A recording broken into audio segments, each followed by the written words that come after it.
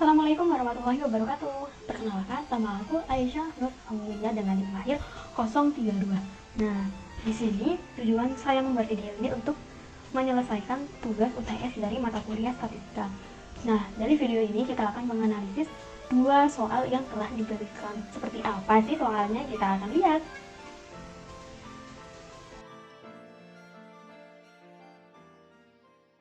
Bahwa data yang diperoleh merupakan hasil belajar siswa sebelum dan sesudah pelatihan. Kemudian kita dapat asumsikan bersama bahwa data yang kita dapatkan itu berdistribusi normal. Nah, pada pengolahan data ini ada 6 sampai 7 langkah yang dapat kita lakukan. Yang pertama adalah menentukan parameter. Nah, dari soal pertama, parameter yang diuji adalah rata-rata. Kemudian, langkah yang kedua menentukan H0 dan H1. H0 tidak ada perbedaan rata-rata motivasi belajar siswa sebelum dan sesudah pelatihan. Kemudian H1-nya adalah ada perbedaan rata-rata motivasi belajar siswa sebelum dan sesudah pelatihan. Kemudian yang ketiga adalah menentukan taraf kepercayaan, yaitu sebesar 95%, artinya taraf signifikan alfa sama dengan 0,05. Kemudian langkah yang keempat adalah menggunakan uji T berpasangan. Kenapa menggunakan uji T berpasangan? Karena data yang diperoleh ini merupakan data yang berpasangan. Semua data memiliki pasangan, tidak ada yang berdiri sendiri. Jadi menggunakan uji T berpasangan. Dan pada data ini kita menggunakan uji t-test Fired to Sample for Names.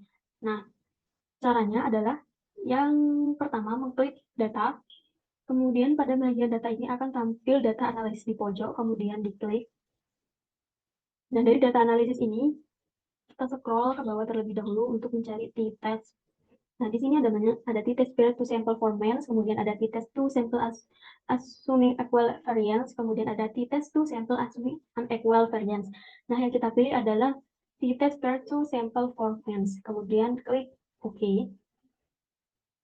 Nah, di sini ada variabel 1, kemudian juga ada variabel 2. Nah, pada data ini, label ini kita centang agar nanti sebelum dan sesudahnya ini terbaca sebagai judul. Kemudian kita blok di varian 1 sebelum. Nah, kemudian untuk varian yang kedua, ini merupakan data yang sesudah.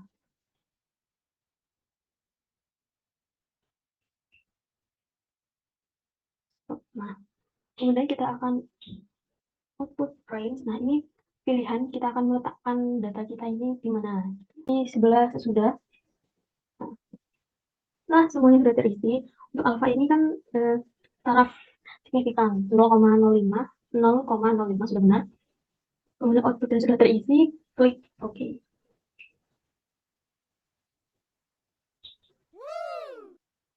Akan muncul data langsung untuk data ini sebelum dan sesudah.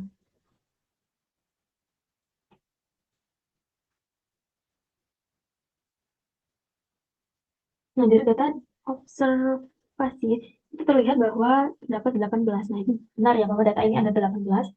Tidak ada yang tertinggal. Kemudian untuk menentukan T tabel dan T hitung kita ambil dari hasil data berikut. T untuk T saat ini dijadikan sebagai T hitung.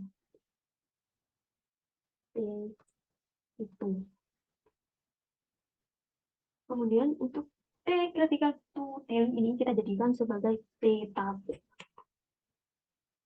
Kemudian T tabel ini merupakan nilai P-nya, nilai P untuk perbandingan dengan alfa nanti daripada min T tabel. Maka karena P itu kurang dari min T tabel, maka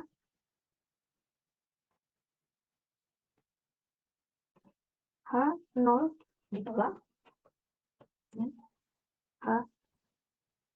H1 diterima. Nilai P kurang dari alfa.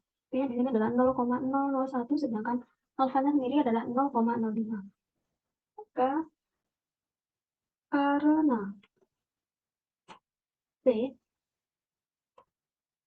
kurang dari 0,05, maka H0 ditolak, H0 ditolak, H1 diterima.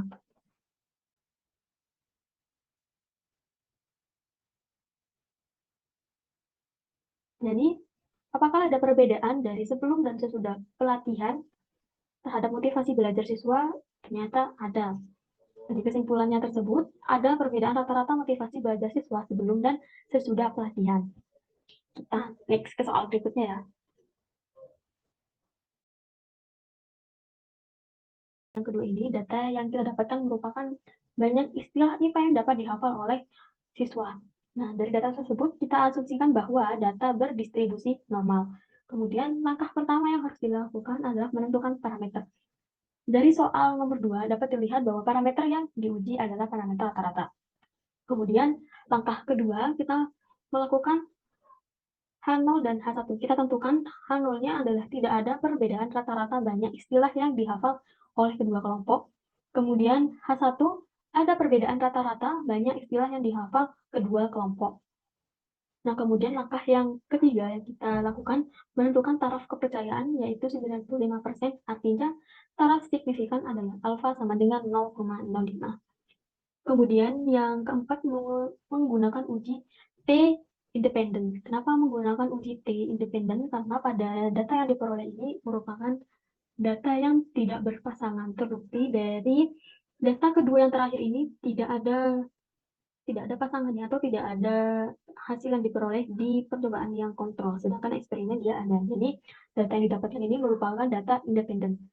Nah, karena data ini merupakan data independen, langkah pertama yang harus digunakan adalah penentukan homogenitas, yaitu menggunakan uji homogenitas. Yang pertama kita harus menentukan variasinya var S. Nah, kita blok angkanya, enter. Wow, sama dengan var titik S. Kemudian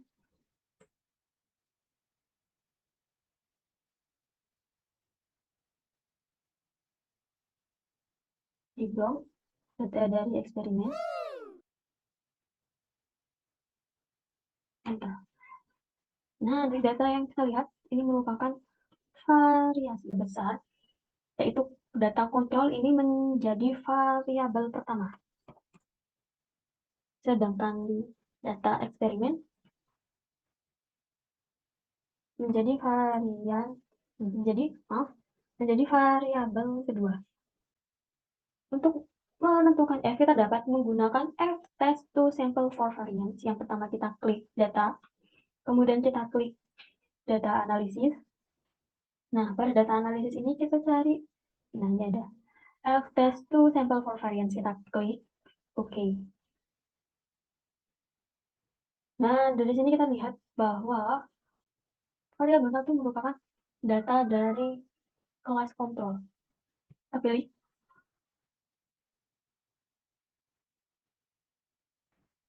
Kemudian variabel 2 merupakan eksperimen. Jangan lupa label dicentang agar nanti kontrol dan eksperimennya terbaca sebagai label atau judul. Kemudian output range kita tentukan di mana akan meletakkannya di sini. Oke, kalau sudah terisi semua, sudah selesai, klik OK.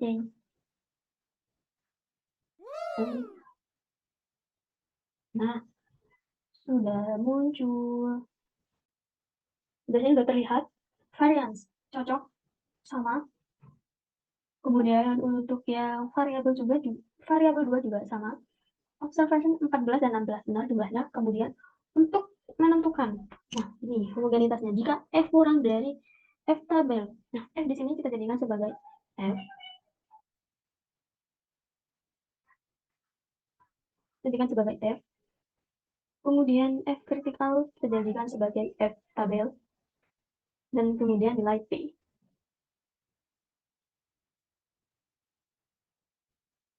Jika kita lihat bahwa F ini kurang dari F tabel, maka karena F kurang dari F tabel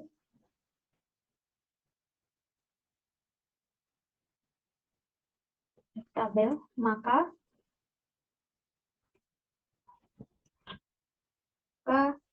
data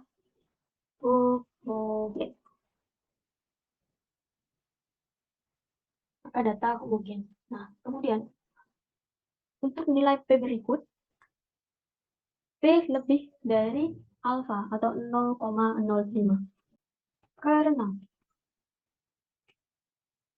P lebih besar dari 0,05,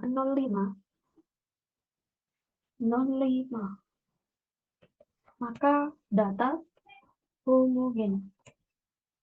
Nah, sebenarnya dari data ini saja kita dapat menentukan H atau hipotesis yang diterima. Karena data bersifat homogen, maka sesuai dengan rumus yang di samping, seharusnya H0 diterima. Tapi kita akan cek hasil dari data ini dengan menggunakan uji T independen. Nah, untuk uji T independen kita dapat menggunakan t-test to sample assuming equal variance. Nah, kenapa menggunakan data tersebut? Karena data yang kita dapatkan ini bersifat homogen. Jika data yang kita dapatkan bersifat heterogen atau sebaliknya, maka menggunakannya unequal. Sedangkan jika homogen, maka menggunakan equal. Klik data analisis, kemudian kita cari t-test to sample assuming equal variance. Nah, kita pilih, kemudian klik OK. Nah, dari sini kita akan kembali mengisi variabel pertama. Jangan lupa diklik dari kontrol. Kemudian variabel yang kedua. Kemudian kita klik label. Jangan sampai lupa supaya kontrol dan eksperimennya terbaca sebagai label atau judul. Kemudian output range. Kita pilih, kita akan meletakkannya di mana? Kita akan meletakkannya di sini. Sudah selesai terisi semua, kita klik OK.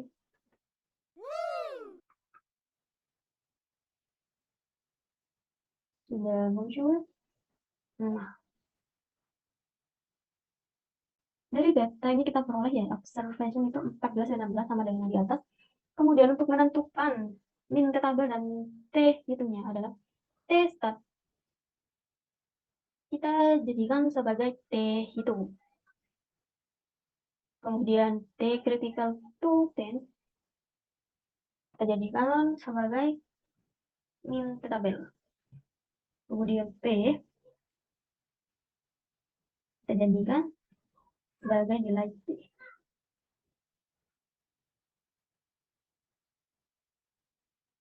Dari data tersebut kita lihat bahwa T hitung yang kita dapat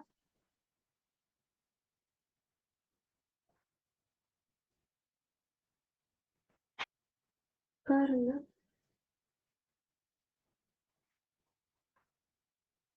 min T tabel kurang dari T hitung kurang dari T tabel, maka H0 diterima.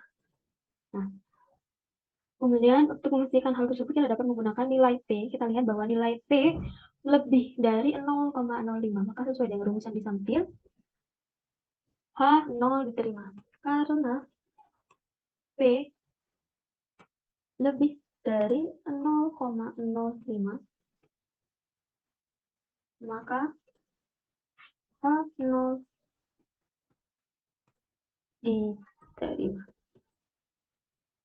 Nah, jadi kesimpulan yang dapat kita dapatkan adalah dari data tersebut H0 diterima. Hipotesis 0 diterima dengan tidak ada perbedaan rata-rata banyak istilah yang dihafal kedua kelompok. Nah, tidak ada perbedaan rata-rata istilah yang dihafal kedua kelompok. Nah, tadi merupakan tutor atau cara untuk menentukan hipotesis apa yang akan digunakan jika ada dalam suatu kondisi tersebut. Nah, sekian video dari saya. Terima kasih. Wassalamualaikum warahmatullahi wabarakatuh. Bye-bye.